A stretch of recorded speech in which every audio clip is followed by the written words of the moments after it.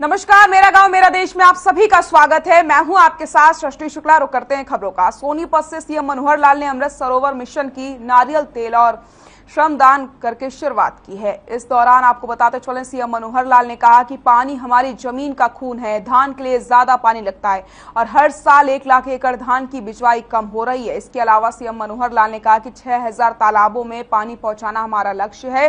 8000 तालाब ऐसे हैं जो भरे रहते हैं। साथ ही कहा कि योजना के तहत देश के 50,000 तालाबों पर काम होगा। 15 अगस्त तक 1600 तालाबों पर काम करेंगे। सीएम मनोहर लाल ने कहा कि तालाबों को ठीक करने का बीड़ा पीएम ने उठाया है और जल से जुड़ी योजना पर बड़ा बजट खर्च किया गया। इसी के साथ मुख्यमंत्री मनोहर लाल ने और क्या कुछ कहा है, सुनाते हैं। ऐसे हैं जो ऐतिहासिक कहानियों से जुड़े हुए हैं, उनको तीर्थ माना हमने। उनको केवल पानी का तालाब ऐसा नहीं है, बल्कि उनको तीर्थों की तरह से हम पूजते भी रहे हैं। मुझे खुशी है, आप तो जानकारी है ही है, लेकिन मीडिया के माध्यम से सब लोगों को ये जानकारी मिले कि यहाँ का जो नाहरा का तालाब है, ये तालाब नाहर सिंह नामक व्यक्ति ने आज से और 900 साल पहले सन 1309 ईस्वी में उस व्यक्ति ने यहाँ तप किया था और उस तप के कारण से इस तालाब का निर्माण हुआ। चारों तरफ धाम बने हुए हैं। इस तालाब को गंगेश्वर सरोवर ये हमने कहा है, गंगेश्वर सरोवर। और इस गंगेश्वर सरोवर का पानी इतना स्वच्छ था, निर्मल था कि आसपास के बताते हैं 24 गांव ऐसे हैं जो इस पानी को यहां से ले जाकर के उसमें खाना बनाते थे। आज इस सरोवर को अगर हम देखते हैं, कोई कल्पना कर सकता है कि इसके पानी से खाना बनाया जा सकता है? कल्पना नहीं कर सकते, क्योंकि वो तालाब प्रदूषित इतना हो गया है। इस प्रदूषण के कारण से इनको ठीक करने का बीड़ा ये देश के प्रधानमंत्री ने उठाया है। एक प्रकार से मैं प्रधानमंत्री के बारे में अगर ये कहूं कि एक समय ऐसा था जब गंगा को पृथ्वी पर लाने के लिए और भगीरथ ने जो प्रयास किए, गंगा को पृथ्वी पर ला करके जीवनदायिनी गंगा आज हमारे जीवन का आधार है। इसी प्रकार से आप उनको किसी भी श्रेणी में रखें, लेकिन इस जल को स्वच्छ करने के लिए जितनी योजनाएं बनाई है पिछले 7 साल में, जल ही जीवन है, हर नल से हर घर को नल से जल की जो योजना बताई है, जल को स्वच्छता के नाते से, स्वच्छता अभियान के नाते से इतना बजट खर्च किया है कि इस पानी को किस तरीके से बचा लो। मैं इनको एक दूसरे भागीरथ की संज्ञा देता हूं। नरेंद्र मोदी हमारे आज के भागीरथ। आंकड़े हैं कि हर साल 1 लाख एकड़ धान की बिजाई कम हो रही है। 1 लाख एकड़ धान की बिजाई कम हो रही है। तो इसलिए ये सारे कार्यक्रम पानी को बचाने के लिए, पानी को शुद्ध करने के लिए। अब विषय आया कि आखिर ये जो सरोवर हैं हमारे पवित्र सरोवर, देश भर में बहुत तालाब हैं, प्रदेश में भी हमारे 18,000 तालाब हैं। इन 18,000 तालाबों में 4,000 तालाब तो ऐसे हैं जो केवल वर्षा में पानी आता है, आगे पीछे पानी नहीं आता है। एक 4-6 महीने के बाद वो सूख जाते हैं। तो ये 6,000 तालाब तो उसमें पानी कैसे बरसात के बाद पहुंचाया जाए ताकि साल भर भरे रहें, क्योंकि तालाब भरे रहेंगे तो तालाबों से हमारे किसान की, हमारे पशुपालकों की सबसे बड़ी आवश्यकता होती है कि पशुओं को भी हमको जो पानी की आवश्यकता होती है उस तालाब से पूरा करते हैं। तो एक किसान तालाब जो होता था उसके लिए एक प्रकार का एक ऐसा साधन होता था कि अपनी आजीविका पशुओं के माध्यम से वो करता था, उसमें काम आता था। लेकिन 8,000 तालाब ऐसे हैं जो हमारे साल भर भरे रहते हैं। उसमें पानी, गंदा पानी, अब चूंकि घरों के अंदर पानी जाने लग गया है, टूटियां हम खोल कर रखते हैं। उसके लिए भी निवेदन है कि टूटी अनावश्यक ना खोले। लेकिन पानी उपयोग के बाद जो सीवरेज का भी विषय है या पशुओं का जो मलमूत्र है, वो भी पानी, साफ सफाई का पानी है, वो पानी भी नालियों के माध्यम से तालाबों में आता है। तालाब पहले खुदाई होते थे हर साल, दुर्भाग्य से उन तालाबों की खुदाई बंद हो गई है। ये पारस्परिक श्रम करके लोग साझेदारी से, गांव के लोग साल में एक बार तालाब खोदा करते थे। मुझे याद, हम छोटे थे तो घर घर से एक आदमी को बुलाया जाता था कि तालाब की खुदाई होनी है। वो सूखा जब एरिया होता था उसमें महीना 2 महीने लगाकर बरसात से पहले खुदाई होती थी, दोबारा से पानी भरता था। जब खुदाई हो जाती है तो जमीन नीचे की और पोरस हो जाती है, अर्थात उसमें यानी सुराख की तरह पिलपिल पोली जमीन हो जाती है, जिसको नरम जमीन के माध्यम से वो जो पानी तालाब का जमीन के अंदर जाता था, आज जो गंदगी भर जाती है, तालाब की तलहटी उसको साफ ना करने के कारण से चिकनी मिट्टी हो जाती है। चिकनी मिट्टी के बाद वो पानी जमीन में जाता नहीं है। फिर बरसात में दोबारा से पानी आता है, इधर गांव का पानी इकट्ठा होता है और पानी गंदा होकर के ओवरफ्लो हो जाता है, गंदगी फैलती है। उस ओवरफ्लो पानी का कोई उपयोग नहीं होता है। डिमांड आती है जगह जगह से कि अब कोई ड्रेन बनाओ, यहां से ड्रेन से इस पानी को बाहर निकालो। जहां खेतों में पानी भर जाता है, खेतों की यही हालत है। पहले जमीन पोरस होती थी, उसके नाते से जमीन में पानी रिसता था। अब जब से केमिकल खाद डालने लग गए हैं, हम यूरिया डालते हैं, डीएपी डालते हैं, पोटाश, तरह तरह की दवाइयां, ये डालने के बाद जमीन खेती की वो भी एक प्रकार से उसका प्रकार बदल गया है और वो जमीन पोरस नहीं रही है, पानी नीचे नहीं जाता है। थोड़ी बरसात होने के बाद भी कई जगह पानी इकट्ठा हो जाता है। मांग उठती है इस पानी को बाहर निकालो, नहीं तो खेती जमीन फसल नहीं होगी। इन सब चीजों पर एक एक करके हम ध्यान दे रहे हैं। आज जो स्थल बोरवाली मंदिर की गली का निर्माण ये ग्राम पंचायत के माध्यम से होगा। ग्राम पंचायत को हम हर साल अब शुरू में अप्रैल में ही बजट भेज देते हैं, तो वहां का जो बजट आया है वो सारे जो छोटे काम है उस प्रकार से ये सब किया जाएगा। पशु अस्पताल के पास कम्युनिटी सेंटर, 1 एकड़ के अंदर एक कम्युनिटी सेंटर बनाया जाएगा, 1.5 करोड़ रुपया इसका खर्च आएगा, इसको भी मंजूर किया जाता है।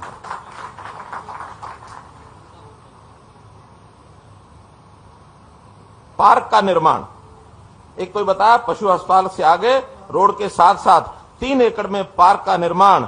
ये पार्क के निर्माण के लिए ड्राइंग बन गई है, उसको अप्रूव करा दिया है। न केवल पार्क बनेगा, उस पार्क में ओपन जिम और झूले ये भी लगाए जाएंगे, ताकि गांव के बच्चे, नौजवान, लड़के लड़कियां, महिलाएं सब आ करके और उस नाते से और इन झूलों का, जिम का ये अपना उपयोग कर सके।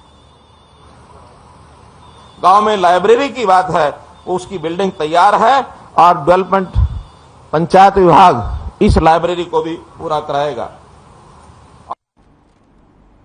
इसी के साथ इस वक्त की बड़ी खबर आपको बता देते हैं। प्रदेश में कोरोना का कहर लगातार जारी है। इस वक्त की बड़ी खबर आपको हम बता रहे हैं। प्रदेश में कोरोना का कहर जारी, 24 घंटे में मिले 479 केस। आपको बताते चले, होम आइसोलेशन में 2432 लोग इस समय बताए जा रहे हैं। प्रदेश में कोरोना का कहर लगातार जारी है, तो आंकड़े लगातार बढ़ते चले जा रहे हैं। आपको बताते चले, 24 घंटे में 511 मरीजों ने कोरोना को मात दी है। इसी के साथ प्रदेश में एक्टिव केसों की संख्या 2473 बताई जा रही है। गुरुग्राम में सबसे ज्यादा 392 नए केस मिले, तो गुरुग्राम में एक बार फिर से कोरोना विस्फोट हुआ। और इसी के साथ फरीदाबाद में 122 मामले सामने आए हैं। अंबाला, चरखी दादरी में 2-2 केस सामने आए। गुरुग्राम में सबसे ज्यादा 392 नए केस मिले हैं। फरीदाबाद में 122 कोरोना संक्रमित सामने आए हैं। सोनीपत में 9, करनाल, पंचकुला में 3-3 मामले सामने आए। अंबाला, चरखी दादरी में 2-2 नए संक्रमित मिले। प्रदेश में कोरोना का कहर लगातार जारी है। ऐसे में आप सभी को सावधानी बरतने की जरूरत है। कोरोना गाइडलाइंस का पालन करने की जरूरत है, ताकि आने वाले समय में स्थिति और ज्यादा चिंताजनक ना हो जाए। तो प्रदेश में कोरोना का कहर लगातार जारी है। गुरुग्राम की अगर हम बात करते हैं तो सबसे ज्यादा केस गुरुग्राम से मिले हैं। 24 घंटे में 392 मरीज सामने आए। अंबाला, चरखी दादरी से 2-2 मामले सामने आए। हिसार, सिरसा, रोहतक में 1-1 मामला सामने आया। गुरुग्राम में सबसे ज्यादा 392 मरीज मिले हैं। फरीदाबाद में 122 मरीज मिले। सोनीपत में 9 मरीज। अंबाला, चरखी दादरी की अगर बात की जाए तो 2-2 केस सामने आए हैं।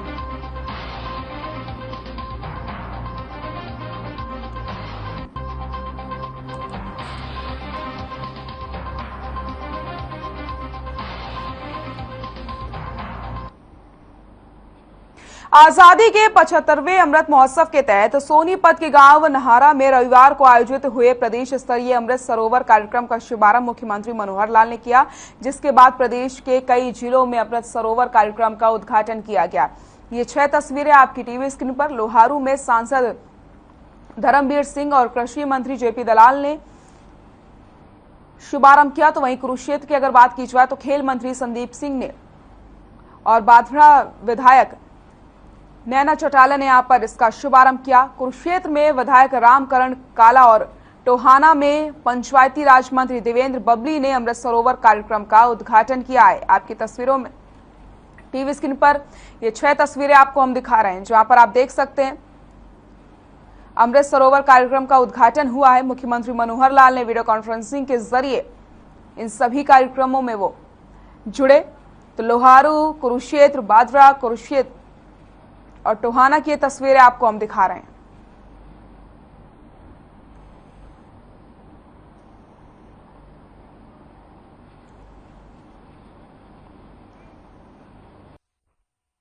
ब्रेक के बाद एक बार फिर से आप सभी का स्वागत है। रुक कर लेते हैं खबरों का। खबर सोनीपत से, जहां हरियाणा के मुख्यमंत्री मनोहर लाल ने शहीद मदन लाल ढींगरा की मूर्ति का अनावरण किया। उन्होंने कहा कि आज का दिन गौरव का दिन है। शहीद मदन लाल ढींगरा ने देश की आजादी के लिए बलिदान दिया और लाला लाजपत राय से प्रेरित होकर के शहीद मदन लाल ढींगरा ने आजादी की लड़ाई लड़ी है। उन्होंने लंदन में जाकर कर्जन वाइडली को गोली मार करके 22 साल की उम्र में फांसी पर वो चढ़ गए थे। महापुरुषों की जीवनी से प्रेरणा लेकर के हमें देश के लिए जीना होगा।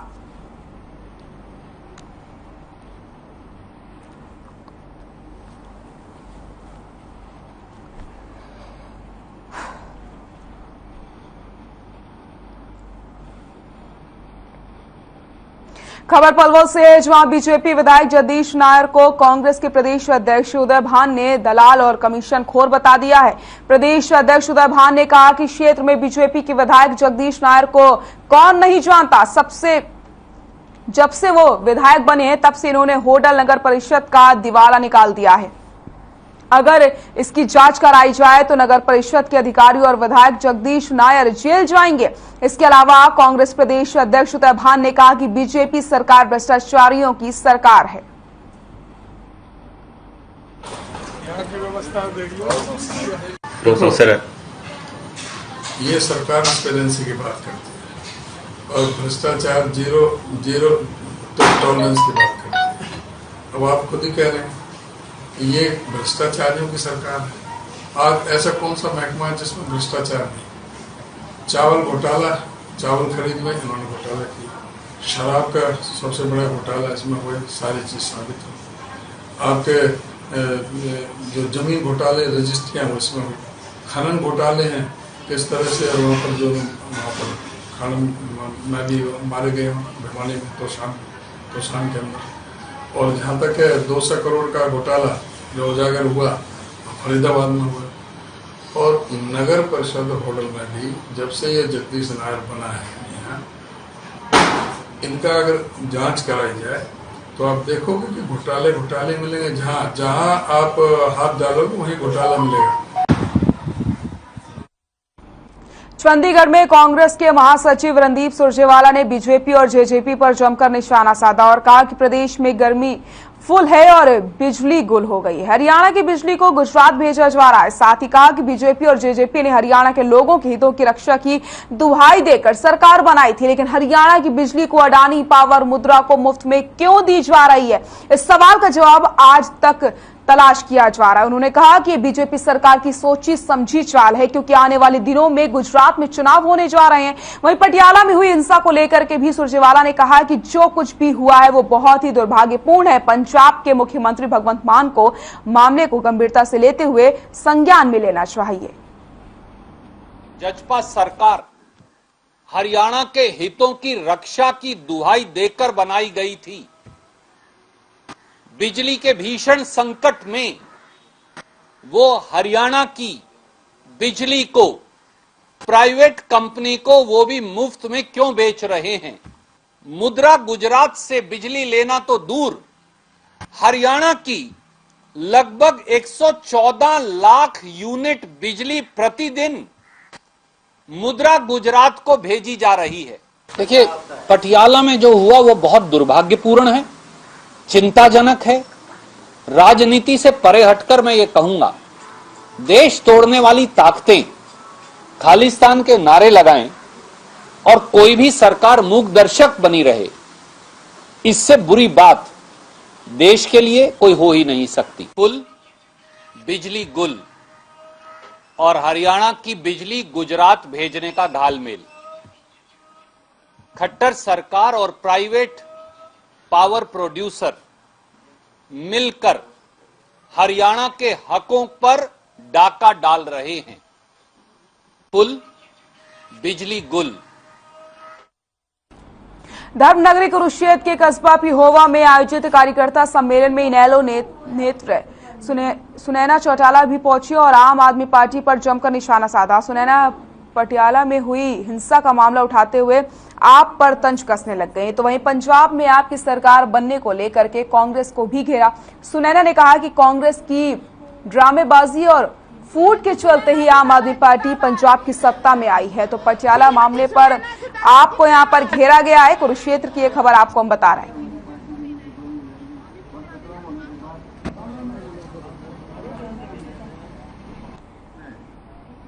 ये इंतजार कर रही थी।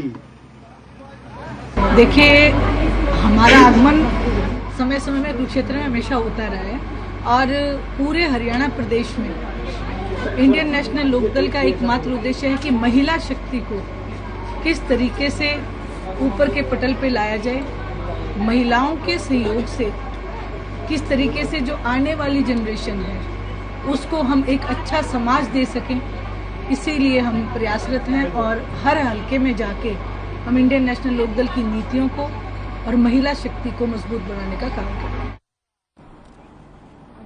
मेवात के 4 गांवों में गौकशी के आरोप में कुछ लोगों को जबरन अपनी गाड़ियों में ले जाने के वायरल वीडियो के बाद उपजे विवाद के बाद गौरक्षकों पर दर्ज मामले को लेकर के पलवल में हिंदू संगठनों ने एक महापंचायत का आयोजन किया। इस पंचायत में सैकड़ों गौरक्षकों ने भाग लिया। पंचायत को संबोधित करते हुए वक्ताओं ने गौरक्षकों पर दर्ज मामले पर रोष व्यक्त करते हुए कहा कि मेवात के 3 विधायक इस मामले आरोपी को जब पकड़ा गया तो गौरक्षकों के साथ पुलिस भी थी। उन्होंने गौरक्षकों के खिलाफ दर्ज मामले को कैंसिल किया। साथ ही साथ गौहत्या को रोकने के लिए सख्त कदम उठाने की यहां पर मांग की है। तो आपको बताते चलें, गौरक्षकों पर दर्ज मामले पर चर्चा की गई है। थोड़ी कमी है, केवल बजरंग दल और विश्व हिंदू परिषद ही नहीं, अलग अलग संगठनों से, और जो बंदा किसी संगठन से जुड़ा हुआ भी नहीं है, जो हिंदुत्व में विश्वास रखता है, वो हर इंसान आज यहाँ पर एकत्रित हुआ है। कारण केवल एक है कि लोकतंत्र में सिर गिने जाते हैं। अभी हाल ही में मेवात में एक घटना घटी थी 17 तारीख को, जहां पर जो गोरक्षा दल के सदस्यों के पास एक सूचना आई कि मेवात में गोकशी की जा रही है।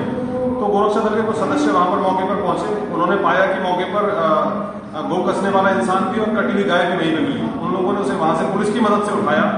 और अब आप जानते हैं गोरक्षा दल के सदस्यों में थोड़ा उग्रता तो होती है। उग्रता भी मैं नहीं कहूंगा कि जब गाय को किसी के सामने काटा जा रहा है तो खुद तो खोलेगा।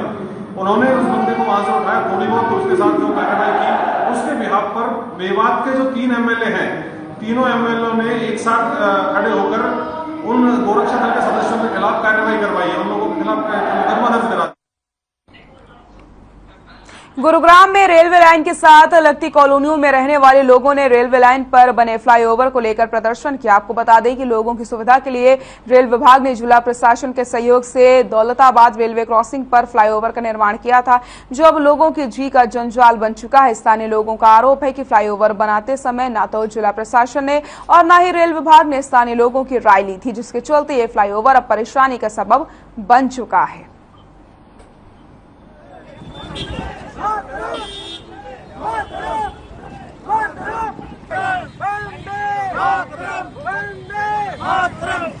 आज हमने चक्का जाम नहीं किया है। हमारा पहले इरादे थे कि हम लोग चक्का जाम करेंगे, परंतु अब हम लोग चक्का जाम नहीं कर रहे हैं। हम नहीं चाहते कि प्रशासन की गलतियों को जनता भुगते और अगर चक्का जाम करेंगे तो वो जाम ही लगेगा। इसलिए आज सिर्फ हम लोग आंदोलन पे बैठे हैं, क्योंकि हमें ये बात समझ आ गई है किसान आंदोलन के बाद कि यह सरकार आंदोलन की बात फिर भी सुन लेती है, चाहे उसमें साल ही लगे। तो हम लोग आज आंदोलन पे बैठे हैं और अनशन के लिए भी आंदोलन पे बैठेंगे। हम शांतिपूर्वक तरीके से काम करेंगे। हम कोई भी ऐसा कार्य नहीं करेंगे कि हमें प्रशासन को जवाब देने में दिक्कत आए। ये जो दौलताबाद फ्लाईओवर है, इसके ये नीचे जो द्वारका एक्सप्रेसवे की साइड में जहाँ नीचे उतरता है, उस साइड में इसके निर्माण में इतनी खामियां हैं कि ये फ्लाईओवर रेलवे ट्रैक के एक साइड में तो 300 मीटर रखा गया है, जबकि दूसरी साइड में इसकी लंबाई 800 मीटर कर दी गई है, जिसकी वजह से सूरत नगर धनवापुर इस साइड में जाने वाले लोगों को बहुत तकलीफ होती है। एक बड़ा लंबा यू टर्न लेके आना पड़ता है, ट्रैफिक में फंसे रहते हैं और जाम लगा रहता है। सरकार ने हाल ही में इस फ्लाईओवर के निर्माण में कुछ कमियों को सुधारने के लिए राजेंद्र पार्क की साइड में थोड़ा सा करेक्शन किया और दीवार हटा दी, परंतु ये भेदभाव किया गया सूरत नगर के लोगों के साथ। पहले चक्का जाम के लिए बात बोली थी, और चक्का जाम एक ऐसे ही नहीं होता कि चक्का जाम उठा के कोई भी राह रोक के या रोड को रोक के जो आवाजाही है उसको हम परेशान करें, या वाहन को रोक के या कोई भी रोड से निकल रहा है उनको परेशान करें। हमारा थोड़ा बताने का थोड़ा तरीका अलग था। हमें क्या था कि हम यहाँ से अपने उठ के, और हमारा चक्का जाम का मतलब इस टाइप में था कि एक बार जाके वो अवगत कराएं और उन बातों को आगे पहुँचाएं। और यमुनानगर से इस वक्त की बड़ी खबर आपको बता देते हैं। दुकानदार पर धारदार हथियार से हमला किया गया है। इस वक्त की बड़ी खबर आपको बता रहे हैं, दुकानदार पर धारदार हथियार से हमला, गुंडागर्दी का वीडियो सामने आया है। पीट कर युवक को घायल कर दिया गया। सुल्तानपुर गांव का यह मामला आपको बता रहे हैं। यमुनानगर से बड़ी खबर, मामले की जांच में फिलहाल पुलिस जुटी हुई है। दुकानदार पर धारदार हथियार से हमला किया गया, गुंडागर्दी का वीडियो सामने आया है। पीट कर युवक को किया गया घायल।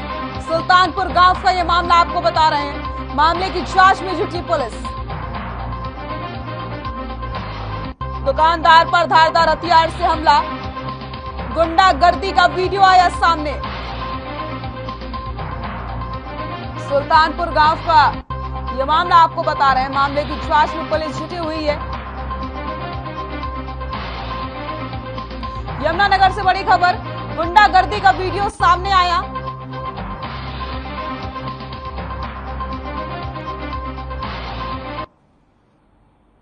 मेरा गांव मेरा देश में फिलहाल के लिए इतना ही। नमस्कार।